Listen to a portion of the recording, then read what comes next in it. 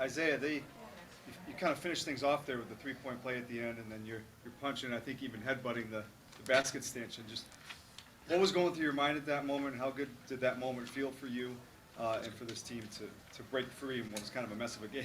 Yeah, I mean, we were just really desperate to win that game.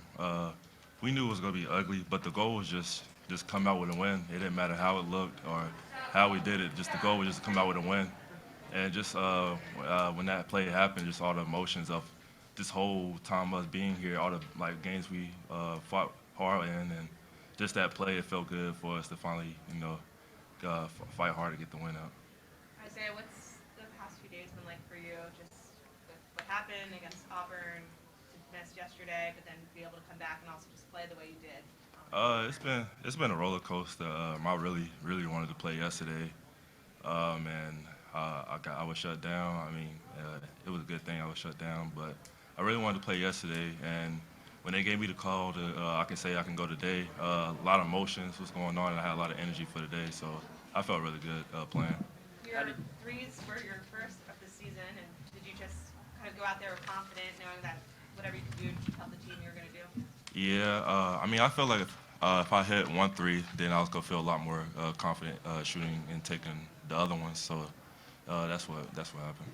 Isaiah, with the after Wednesday, what kind of treatment were you having? Were you doing like IVs? Were you constantly drinking fluids? Kind of walk us through that part of it. It was just constant fluids and food, eating and drinking nonstop. I've been having to use the bathroom every other second, so that's just what that's been. I noticed yesterday at one point, I think on the bench, you had like a trainer or somebody come to you and say something to you, and then you reached down and picked up the bottle. Yeah, when I'm just sitting around, they stressing me to drink my water. Even when I drink the whole bottle, they'll come back with another one. So that's how it is. RJ, how would you describe this game stylistically? And, some of the challenges you guys faced and ultimately overcame. I mean, it was just a bunch of adversity the whole game. Like as they said earlier, we knew this was going to be a tough game. We just wanted to come out with a win, and I was just happy that we were able to break through because there were a lot of moments where it was tough. But we stuck with it. We made sure we had tight huddles, we stayed connected, and we were able to come out with the win. It's a big difference between 2-1 and 1-2 in a setting like this. How important was this for you guys moving forward as you head home now? It was very important for us. It made to be a successful trip, but we knew what our real goal was when we came here. We wanted to be playing against Baylor in that 11 a.m. game. We didn't have that chance, but we knew that we couldn't come out here without 2 wins, so we made sure that we were successful in that part. Both of the student athletes could answer this. What do you think you've learned about the team just throughout this experience in general, with going 2-1 and getting those pretty wins? I just think we're a very tough team, and that's evident. We've been all 3 of our games were tough. We had a double OT, then we went down to the wire with Michigan State, and another overtime game today. So that's just a constant battle, and that's the 11 months that we've been practicing all year to make sure that we're in these games that we're going to come out with the win and continue to be tough. RJ, is it gratifying for you to see Isaiah? Him having to sit out a game and then come and play such a big part in his return. It's got to feel good for you as a friend and a teammate. Of course. I mean, Isaiah is probably one of our most important players on the team. And you see it out there every day, what he brought to the table defensively and being able to step up for us offensively today because we didn't have a lot of that today. So he's a very valuable player, and I'm just happy that he's doing well. And I continue to talk to him about that.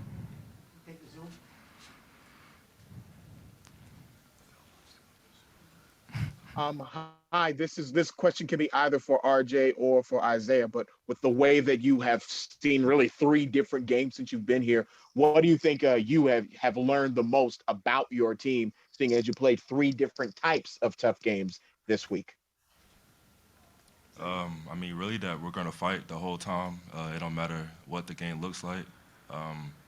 Even when we're down, if we're down like 10 or something, everybody's poised and everybody's calm, and that comes from experience. And so I learned that no matter what the game looked like, we're gonna fight to the very end, and we're just gonna keep going. Any more questions for the players? All set? Okay, guys, thanks. Thank you. Thanks. There he goes, Eddie. Thanks, RJ.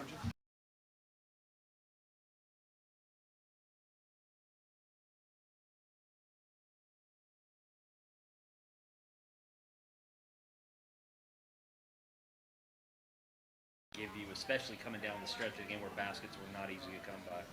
No, I mean, those guys, I mean, look at their defensive numbers. I don't know what they came in Ken Palm-wise, defensive efficiency, but Seventh, yeah. 7th in the country. So, you know, and coming into this, obviously, the way we handle pressure, we've got a lot of work to do. You know, we did some things with the ball today that were, you know, incredibly bizarre. But, you know, Isaiah's you know, listen, he's, in terms of skill level or like putting up the gaudiest numbers, you know, no. He's not like the best all-around player, but he's the most important player. He's our most important player. I mean, that guy, you know, we didn't start winning here until he battled his way into the rotation, the last third of year 2 here. Again, when we went 5 in a row and 9 of our last 11, he had his hand in all of it. And the winning didn't begin at UConn until he emerged. Dan, did you, I don't know how legs were today. I mean, this is not an easy game to play, even much less after the last 2 days you guys have had. How did you think legs were for you guys? No, I mean, our side of the bracket, I mean, I mean, it's like there's 3 top 30 teams on one side of the bracket. I mean, we beat the hell out of each other over there. You know, the Loyola-Michigan State game was a war. Our game versus Auburn was an epic war. Our Michigan State game was, you know, and now you've got to play a proud program like VCU that has this history and tradition of winning big. I mean, it's a high major program that, you know, that really took it to us, but, you know, we have figured out how to win. Dan, I think most of the teams who have played them would say how hard it is to get good looks against them. You faced some similar challenges. What were they doing that just made offensive life so difficult? And I don't know what you think of that game stylistically. It must have been excruciating to coach. It was, yeah. I mean, it felt like a little stretch of the Auburn game in the second half when they turned it up. You know, it's a little bit of an Achilles heel for us. We don't have a lot of handling guards, so pressure, you know, is an issue for us. We're going to have to really work at. We don't have the guards to kind of like just kind of dribble through it or give it to a guy who can just kind of put the pressure on its heels. But, you know, I watched their game yesterday versus Baylor, and again, it makes you sick because you know Baylor's one of the best teams in the country, and it's a 1 or 2 possession game under 4, and they're right there, you know. So, and we knew that they've got a culture there. Mike is an excellent coach, and VCU is a top-notch program. So we knew that today was going to be not pretty, and that we were going to have to show, you know, a lot about our soul as a program. What do you think you learned about your team this weekend? And we could be really good. I mean, we've got things, you know, that we've got to tie up. And we've got to mature in terms of our execution coming out of timeouts. You know, that there's got to be a concentration of focus on defensive scouting things, on our own execution things. First play of the game today. You know, we walked through at 8:30 this morning, talked about it in the pregame, and then drew it up in the huddle. And we had 2 guys in the wrong spot to start the game. So, you know, we got to grow up. You know, we're relying on some young players. You know, I got to grow up. Can we go to the Zoom? Coach, the value of winning games at this, obviously winning high games early, obviously that matters a lot. But what do you take away from the fact that every single game this week, not only were they thrilling, but there were a lot of rust spots, as you mentioned. But what can you take away from not just the team makeup, but what more you need to do? Yeah, I mean, we're going to get better as the year goes on.